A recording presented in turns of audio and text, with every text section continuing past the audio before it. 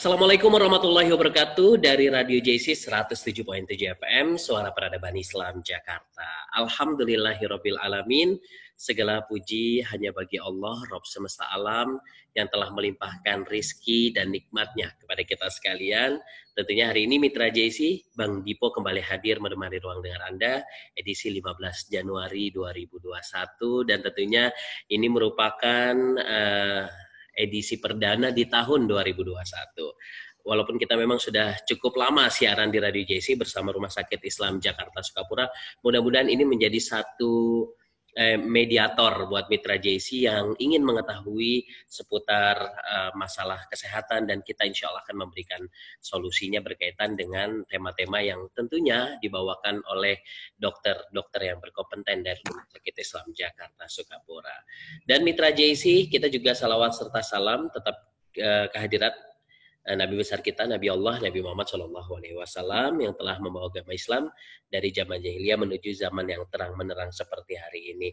Baik Mitra JC, alhamdulillahirabbil alamin, senang sekali kita hadir tentunya di jam yang sama, dan hari ini insya Allah tema yang kita angkat ini seputar penyakit kusta. Nah, ini mengenal penyakit kusta dan penanganannya bersama Dr. Putri Intan Primasari, MKet Clean SPDV atau dokter spesialis kulit dan kelamin.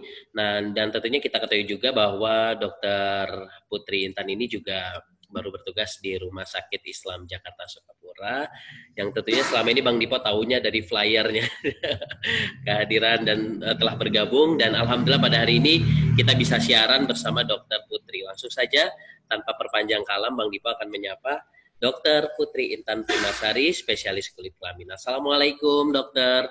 Waalaikumsalam warahmatullahi wabarakatuh. Apa kabar, Dokter Putri? Mas, alhamdulillah baik. Bang Dipo gimana kabarnya? Sehat semua? Iya, alhamdulillahirabbil alamin.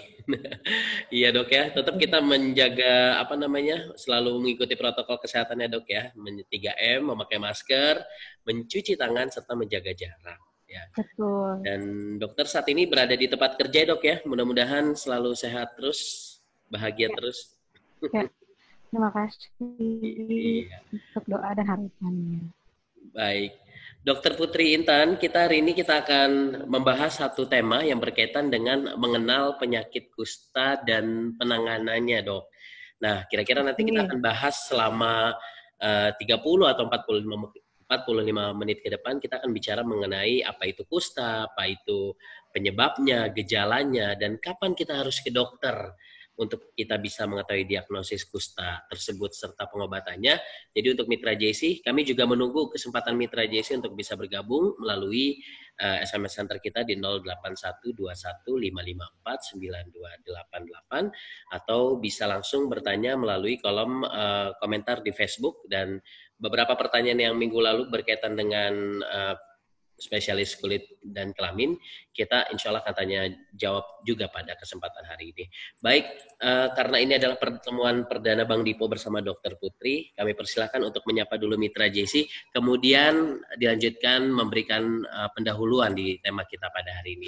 Kami persilakan Dr. Putri. Oke, terima kasih sebelumnya saya ucapkan karena diberi kesempatan untuk kita belajar sama-sama tentang berbagai macam penyakit kulit yang sudah, salah satunya kusta ya, yang masih saat ini mungkin masih banyak. Mungkin kalau di area perkotaan sudah ada jarang, tapi di area Indonesia Timur itu masih menjadi suatu penyakit yang angka kejadiannya cukup tinggi. Gitu. Terima kasih saya ucapkan kepada Rumah Sakit Sukapura, lalu juga Radio Islam, Bang Dipo juga untuk kesempatan yang diberikan kepada saya, serta Mitra JIC yang sudah mau mendengarkan dan mau belajar sama-sama di pagi hari ini. Gitu. Sebelumnya untuk pendahuluan mengenai penyakit kusta, saya senang sekali ya kalau tiba-tiba kok temanya tentang kusta. Karena saat ini jujur aja di mana-mana saya banyak diundang rata-rata tentang estetika. Yang paling banyak diminati tentang estetika. Tapi saat ini kusta sendiri Indonesia itu masih menjadi salah satu negara dengan angka kejadian kusta yang cukup tinggi setiap hari, setiap tahun masih ditemukan kasus baru di bawah negara seperti Brazil dan India. Ya. Oleh karena itu, beberapa sentra pendidikan di Indonesia itu menjadi pusat penelitian untuk penanganan penyakit kusta karena tingginya angka kejadian kasus baru dari kusta dan juga komplikasi yang terjadi. Gitu. Jadi di sini saya harapkan setelah mendengarkan sedikit bincang-bincang kita, bukan Ya. kuliah ya. Kalau kuliah kayaknya terlalu formal. Bincang-bincang atau ngobrol-ngobrol santai kita diharapkan teman-teman Mitra JIC bisa tahu paling enggak apa sih gejala awalnya, terus gimana harus menghadapinya, serta pencegahan terhadap komplikasinya. Gitu. Oke. Saya rasa itu cukup, Bang Tipo. Iya, baik. Terima kasih dokter sudah memberikan pengenalan seputar penyakit kusta, dan tentunya ini kalau biasanya beberapa minggu lalu kita memang membahas mengenai COVID-19, dan kusta ini memang sepengetahuan Bang Dipo memang tidak ada kaitannya dengan COVID saat ini. Nah, tapi Bang Dipo penasaran mengenai sebenarnya kalau kita bicara tentang penyebab, diagnosis, dan itu seperti apa sih dok penyakit kusta itu sendiri, dan itu apa yang menyebabkan seseorang itu terkena kusta? Oke. Ya. Sebelum kita masuk ke penyebab dan lain-lain, kita bicara tentang definisinya dulu ya. Oh iya, Apa benar. sih kusta itu? Kusta atau lepra itu suatu penyakit infeksi kronis. Artinya kronis itu karena kenapa? Karena berlangsung cukup lama, baru menimbulkan gejala. Kumannya ini disebabkan oleh satu bakteri tahan asam. Bakteri ini sebenarnya secara primer itu akan menyerang sistem saraf perifer atau saraf-saraf yang ada di tepi-tepi, di ujung-ujung. Lalu setelah itu secara sekunder akan mengakibatkan atau bermanifest di kulit, mukosa, hingga saluran genitalia. Seperti itu. Tapi kuman ini tidak menyerang sistem saraf pusat, artinya tidak mengenai saraf otak. Jadi dia hanya mengenai lapisan saraf yang mengandung sel swan, di mana sel swan itu banyak terkandung di saraf-saraf perifer. Iya. Silakan dok, dilanjutkan. Iya. Nampaknya suaranya tidak terdengar. Menyebabkan satu bakteri namanya Mycobacterium leprae. Nah, bakteri ini bersifat basil tahan asam, ya, bersifat obligat intraseluler. Jadi dia hidupnya di dalam sel. Otomatis dia bisa mengenai organ-organ tubuh yang mengandung inti sel. Nah, bakteri ini nih sangat-sangat suka terhadap udara, sehingga dia biasanya berdiam diri di tempat-tempat yang banyak mengandung udara seperti lubang hidung, cuping telinga, dan lain-lain. Begitu. Oke, artinya penularannya itu dari berbagai ini ya, seperti hidung, kemudian dari mulut gitu ya dok? Kalau untuk penularan pastinya hingga saat ini tuh masih terus diadakan penelitian. Sampai kode genetik tertentu dari berbagai negara itu sudah melakukan penelitian terhadap kusta. Nah, kalau dulu kita baca buku dikatakan bahwa melalui droplet, jadi seperti COVID ya, droplet kan dihidup di udara, karena kan bakteri ini sifatnya sangat-sangat suka udara. Jadi begitu dia keluar, dihirup oleh manusia, masuk ke dalam tubuh, nah, baru dia akan melalui proses, kalau tidak mempunyai sistem imun yang baik, maka akan menimbulkan manifestasi. Kalau imunnya buruk, dia akan terdegradasi dan akan dikeluarkan oleh tubuh tanpa menimbulkan manifestasi. Nah, sekarang penelitian diketahui bahwa tidak semudah itu ternyata kusta itu bisa menular. Harus ada kontak yang lama dan erat terhadap pasien penderita kusta baru akan menimbulkan gejala. Jadi kontak yang lama dan erat dari penderita kusta yang sangat-sangat infeksius, artinya penderita yang tidak diobati, penderita yang memiliki kadar kuman yang banyak, itu yang berpotensi menular. Gitu. Seperti itu. Jadi dia ketika kuman itu keluar dari orang yang menderita kusta, kan tadi saya bilang dia itu adanya di tempat-tempat yang banyak mengandung oksigen seperti lubang hidung, makanya dibilang secara droplet. Ketika kuman itu dikeluarkan dari bersin dan lain-lain terus dihirup oleh kita, dia akan masuk ke dalam saluran pernafasan.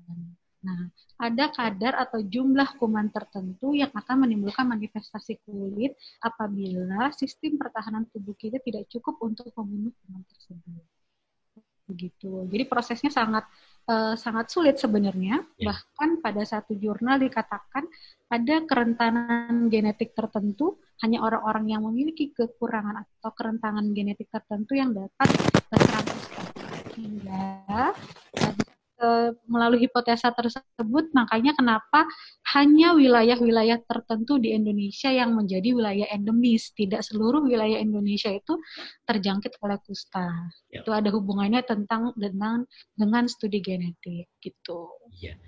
Jadi kita juga jangan terlalu takut gitu, jangan terlalu terlalu berlebihan menghadapi orang yang terkena, karena belum tentu tidak semudah.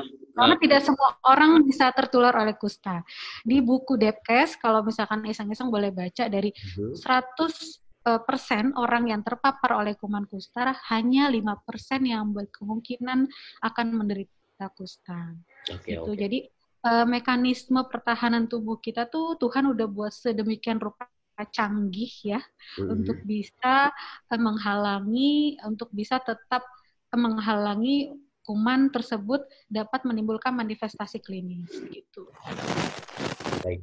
Menarik Mitra JC, ketika kita bicara tentang kusta, jadi tidak seseram apa yang dibayangkan. Jadi tidak perlu khawatir juga kalau misalnya Mitra JC berpapasan atau bertemu, asalkan memang betul-betul kita juga harus safety ya, tetap selalu menggunakan masker mungkin dalam hal ini, karena kan tadi ada kaitannya, ada penularannya dari ya dengan kita hidung gitu ya.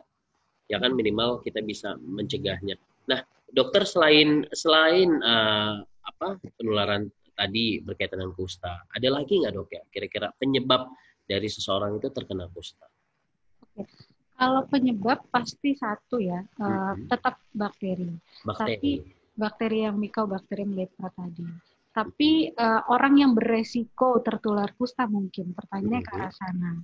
Jadi kalau orang ini kapan dia dibilang beresiko untuk tertular kusta?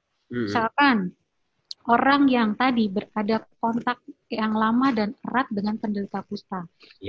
Orang-orang yang tinggal satu rumah dengan keluarganya yang menderita kusta itu orang yang beresiko tertular. Yang kedua, orang yang akan berdiam diri atau tinggal lama di wilayah endemis kusta. Yang ketiga, orang yang mempunyai sistem pertahanan tubuh yang buruk.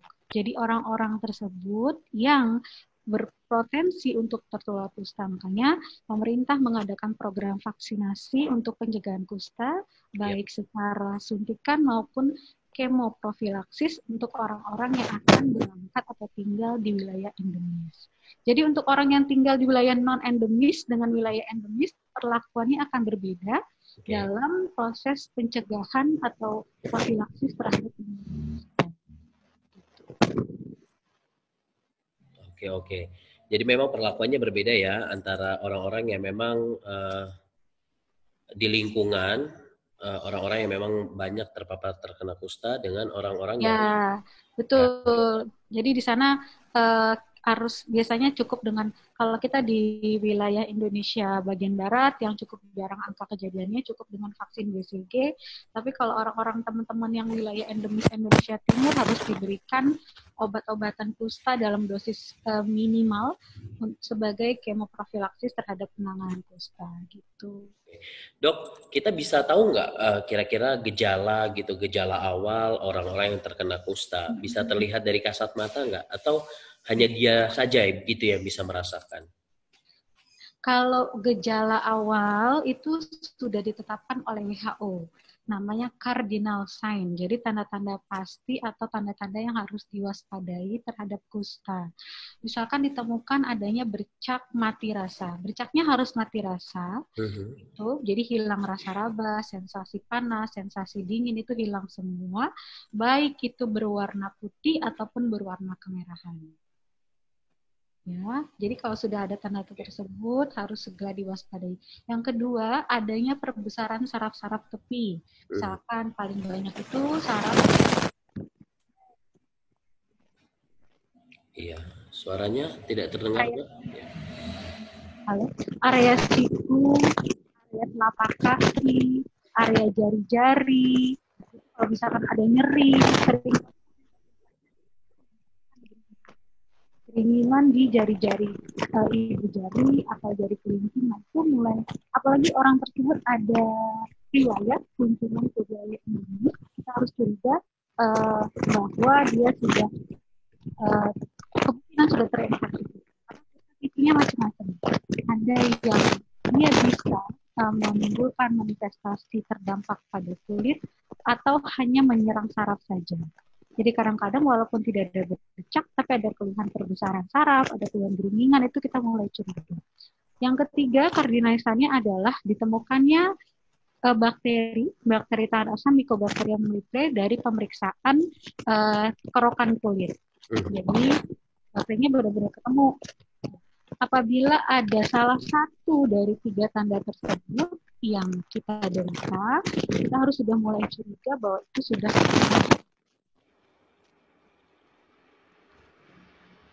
Oke. Iya. Dokter, tidak terdengar suaranya. Halo, ya, oke, baik. Halo, Dok, ya, sudah terdengar kembali. Jadi ada tadi 3 tanda ya, Dok ya. 3 tanda. Minimal salah satu sudah memenuhi, itu sudah curiga pakus. Nggak harus semuanya, nggak harus 2, nggak harus minimal 2 atau lebih dari 2, tapi salah satu saja sudah memenuhi kriteria, kita harus curiga ke arah kusta. Oke. Jadi dari 3 tanda tersebut, kalau memang sudah diketahui oleh kita sendiri, ya sebaiknya langsung segera dibawa ke tempat kesehatan ya, untuk bisa diperiksa lebih lanjut lagi.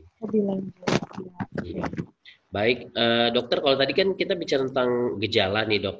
Nah, kira-kira itu kapan kalau misalnya dia terkena kusta, apakah ada jenis-jenisnya dan kapan harus dibawa ke dokter gitu, Dok? Oke. Kusta ini tipenya macam-macam. Kalau tanda-tanda tadi itu tanda-tanda jenisnya ada yang warna merah, ada yang warna putih, ada tidaknya perbesaran saraf, jumlah kuman pun menentukan tipe kustanya. Dan itu di bagian apa sih, Dok, kalau boleh tahu, Dok? Di bagian kulit. Di bagian kulitnya? Ya. Apanya? Di daerah mana? Bercaknya bisa di seluruh tubuh. Oh, di seluruh tubuh. Bisa di seluruh tubuh. Kadang-kadang pasien datang dengan bercak putih, biasanya nggak ada rasa gatal, tiba-tiba kalau kita periksa sensasi raba dengan kapas atau dengan jarum itu udah hilang rasanya. Oke. Gitu. Tapi biasanya keluhan bercak begitu tuh kalau cuma 1-2 pasiennya nggak akan sadar. Kadangkala datang ke rumah sakit kalau misalkan sudah mulai tangannya sudah mulai ngerasa geringgingan atau ada nyeri pada saraf-saraf tepi di daerah pergelangan tangan, area siku atau telapak kaki itu baru mulai datang. Kalau untuk lokasinya, lokasi dari bercaknya itu memang bisa di seluruh badan. Tapi paling banyak memang di anggota gerak atau di daerah wajah. Oke. Dan itu warnanya bisa warna putih, bisa warna merah gitu ya, Dok ya? Betul. Warna putih dan warna merah itu menentukan tipe kusta dan juga tipe pengobatan. Okay. Jadi kalau WHO itu membagi, kalau secara simpel WHO itu membagi 2. Ada yang tipe pausibasiler, ada tipe multibasiler. Hal tersebut akan berkorelasi dengan lama pengobatan dan jenis obat yang dipakai.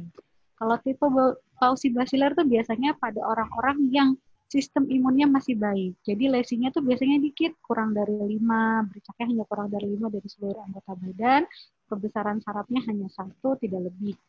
Tapi kalau yang multibasiler, biasanya bercaknya sudah banyak, lebih dari 5, kebesaran sarafnya juga banyak. Gitu. Kalau WHO pembagiannya lebih singkat.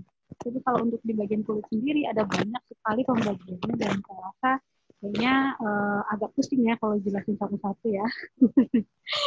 Gitu. Sorry suaranya tidak terdengar nih. Iya, iya, iya. Oke. Oke. Tadi sudah bicara mengenai tadi pengobatan juga ya dok ya. Memang berbeda penanganannya kusta yang memang berwarna putih atau berwarna merah gitu. Selain warna tersebut memang tidak ada ya dok ya. Maksudnya itu bukan dipastikan itu bukan penyakit kusta. Misalnya kadang kan ada luka yang berwarna ungu begitu dok. Ya. Kusta itu ciri khasnya adalah hilangnya sensasi raba. Iya. Jadi hilangnya sensasi nyeri, mati rasa. Apabila ada luka super sembuh, itu kita curiga ke arah kusta karena apa? Biasanya orang yang mati rasa, pasien-pasien itu akan mencoba melukai dirinya untuk tahu kenapa nih, gitu. Pada akhirnya, karena di situ gangguan vaskularisasi akibat dari proses radang dan infeksi, terjadi lingkaran setan. Lukanya akan sukar sekali untuk sembuh karena asupan nutrisi vaskularisasinya akan buruk. Gitu. Jadi biasanya pasiennya akan datang dengan luka yang sukar sembuh dan mati rasa, tapi pasien nggak akan ngerasa kesakitan. Kalau untuk orang awam, orang lain yang tidak ada gangguan saraf perifer, mungkin dengan luka seperti itu dia akan kesakitan. Tapi pada orang kusta, kakinya sampai bolong pun tidak akan merasa nyeri karena apa? Sarafnya sudah rusak. Oke. Ya. Ini betul-betul ya menjadi satu warning khusus ya buat kita semua nih. Kalau misalnya kita sudah ini tanda-tandanya memang tidak diketahui ternyata ya. Jadi baru kerasa itu kalau sudah betul-betul ini parah gitu ya. Betul, kadang-kadang ada pasien saya dulu datang yang tipe saraf ya, yang hanya mengenai saraf, kadang-kadang hanya kelingking jarinya saja yang tidak bisa bergerak atau bengkok. Oke. Di beberapa dia sudah ke dokter saraf, curiga kalau terjadi cedera saraf dan lain-lain, tapi pas kita lakukan pemeriksaan PCR untuk melihat DNA bakteri kumannya ternyata positif ke arah kusta. Tuh, jadi memang dia salah satu penyakit the great imitator disease ya, bisa menyerupai segala macam bentuk penyakitnya tergantung dari orang yang dideritanya. Iya. Dok, boleh nggak bisa kita sebagai orang awam nih menyentuh gitu? Kalau dokter sendiri bagaimana cara penanganannya? Nggak takut tertular begitu kan ketika orang yang datang gitu? Benar memang tetap ya kita tetap melakukan safety protokol itu tetap. Tapi seperti saya jelaskan tadi bahwa penularan kusta itu sebenarnya tidak semudah itu, harus terjadi kontak yang erat dan lama. Kalau hanya pasien kan kadang-kadang hanya 5-10 menit juga tidak menyentuh pasiennya tanpa mengenakan sarung tangan. Itu jadi saya rasa proses pencegahannya cukup baik kalau seperti itu ya. Jadi tidak serta-merta hanya dengan bertemu, hanya dengan bercakap, bersalaman bisa menular gitu seperti COVID ya. Dia harus kontak yang erat dan lama. Kita beresiko seperti itu. Iya. Baik. Jadi sekali dua kali ya enggak lah ya. Yang penting yang kalau udah erat apalagi ya memang di lingkungannya terkena kusta dan lain-lain itu menjadi perhatian khusus ya. Betul. Kalau yang itu. Oke. Dok, saya mau tanya lagi dok sebelum nanti kita juga menyapa mitra JC yang bergabung hari ini berkaitan juga dengan masalah kusta. Jadi untuk ini gimana dok? Apa cara pencegahannya seperti itu? Kalau memang semacam ini gitu. Apa yang bisa dilakukan? Kalau pencegahannya tadi seperti yang saya bilang, pemerintah sudah melakukan vaksin. Kita saat kecil divaksin BCG kan, berdasarkan beberapa penelitian, vaksin BCG itu akan mengurangi 50% angka kemungkinan kita untuk terpapar atau terinfeksi kusta. Kemudian kalau kita mau berpergian ke wilayah-wilayah endemis, kita harus mulai memberikan obat-obat kemoprofilaksis yang bisa dikonsulkan ke dokter kulit untuk tahu obat apa aja yang harus diminum. Seperti kalau kita mau pergi ke wilayah endemis malaria kan ada persiapan tuh minum obat apa aja. Mungkin seperti itu. Lalu apabila ada keluarga atau kerabat yang kita curigai ke arah kusta, segera lakukan pengobatan sedini mungkin. Karena pasien yang sudah terinfeksi kusta dan sudah mendapatkan pengobatan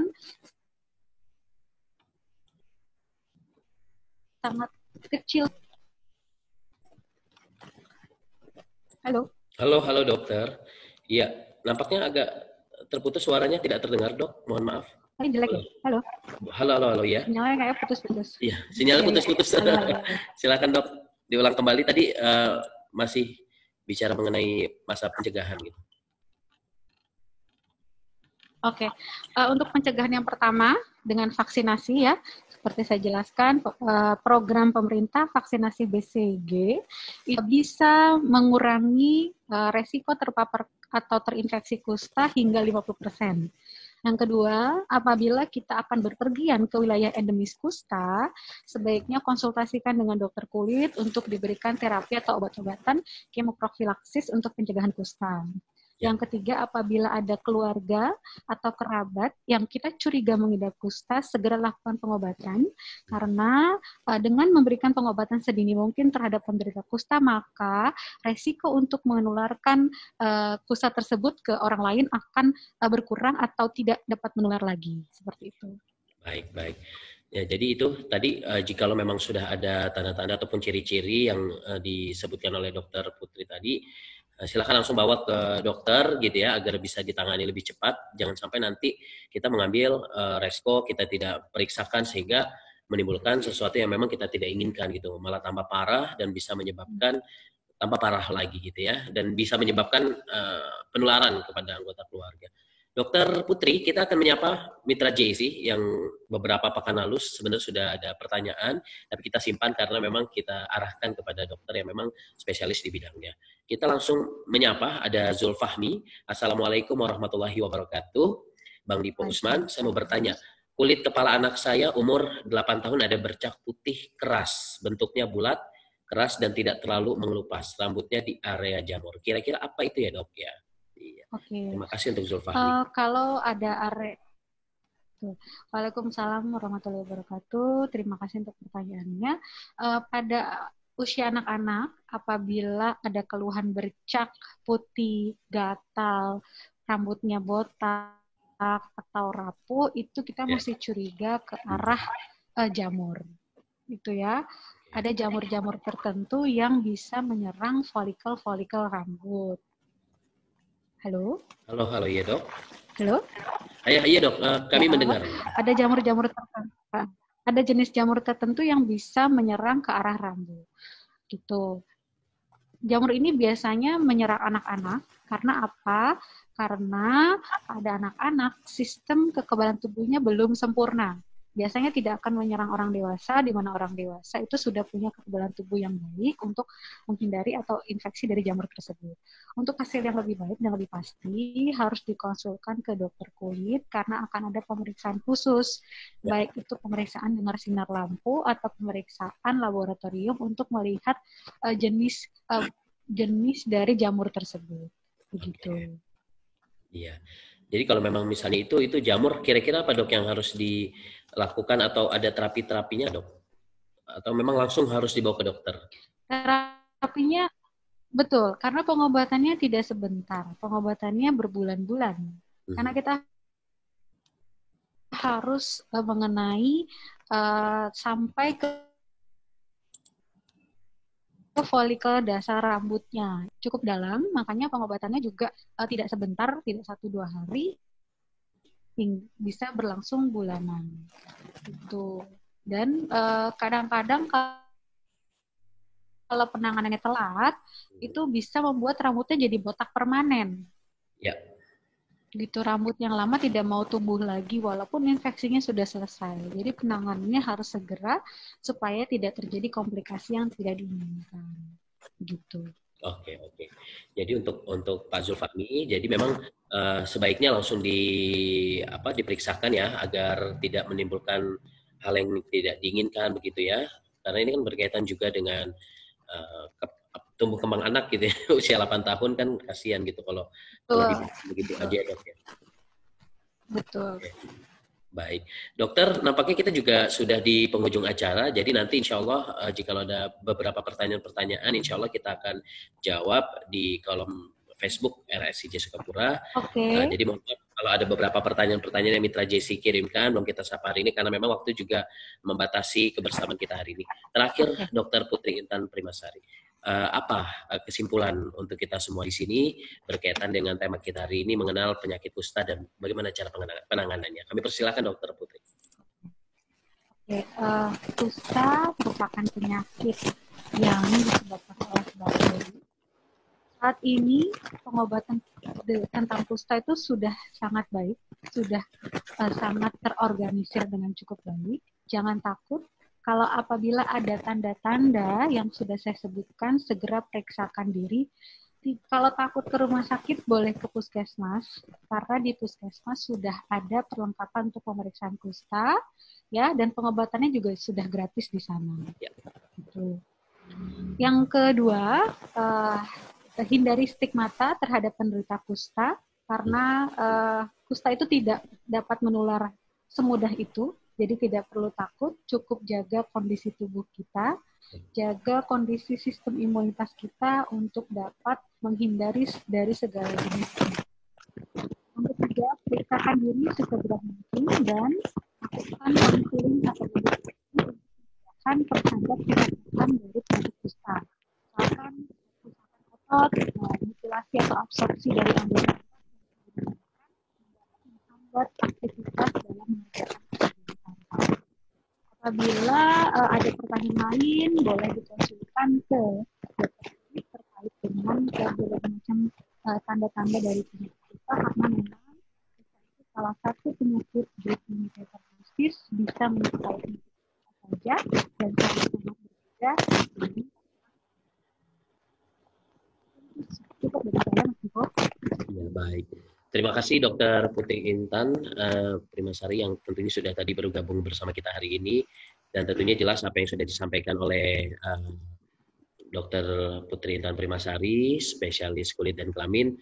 Tentunya ini menjadi satu hal yang amat penting, Mitra JC, jikalau memang ada tanda-tanda ataupun gejala-gejala yang tadi sudah disebutkan oleh Dokter Putri, sebaiknya langsung diarahkan ke tempat ataupun fasilitas kesehatan agar bisa cepat ditangani, jangan sampai nanti bisa membahayakan ataupun menularkan kepada orang-orang di sekitar. Walaupun memang sekali lagi untuk penularan kusta itu sendiri tidak semudah yang dibayangkan, perlu adanya pertemuan sering gitu ya. Jadi betul-betul kita juga nggak boleh terlalu takut begitu ya. Ya nanti kita harus betul-betul rangkul dan kita arahkan untuk segera cepat diobati. Baik, terima kasih Dokter Putri Intan Primasari, spesialis kulit kelamin dari Rumah Sakit Islam Jakarta Sukapura. Pokoknya Bang Dipo ucapkan selamat bertugas selamat bertugas di Rumah Sakit Islam Jakarta Sukapura, dan tentunya Bang Dipo Usman akhiri dan pamit undur diri dari ruang dengar Mitra JC, dan sekali lagi Bang Dipo ucapkan terima kasih atas kebersamaan kita hari ini. Insya Allah kita ketemu lagi di hari Jumat di jam yang sama dari pukul 9 sampai pukul 9.45 waktu Indonesia Barat. Billahi taufiq wal hidayah. Wassalamualaikum warahmatullahi wabarakatuh.